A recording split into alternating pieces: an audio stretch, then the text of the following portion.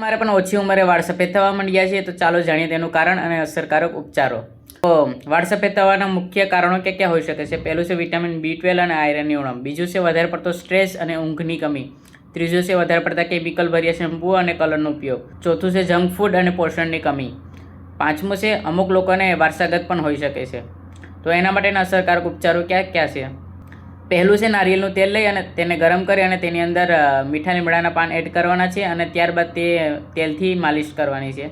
બીજું છે આમળા અને ભૂંગરાજ બંનેને મિક્સ કરી અને વાળ પર લગાવવાનું છે. ત્રીજું છે વિટામિન B12નો ભરપૂર આપણે ખોરાક લેવો જોઈએ, જેમ કે દૂધ, દહીં અને અંકુરિત મગ પણ લેવા જોઈએ. ચોથું છે સ્ટ્રેસ ઓછો લેવો અને પૂરતી ઊંઘ લેવી. પાંચમું છે કેમિકલવાળા કલરથી દૂર રહેવું જોઈએ. કેમિકલવાળા કલરનો ઉપયોગ વાળમાં કરવાથી પણ વાળ સફેદ થઈ શકે છે. યાદ રાખજો, સમયસર ધ્યાન રાખશો તો સફેદ વાળ રોકી શકાશે. આવી જ ઉપયોગી માહિતી માટે લાઇક, શેર, સબસ્ક્રાઇબ કરવાનું ભૂલશો નહીં.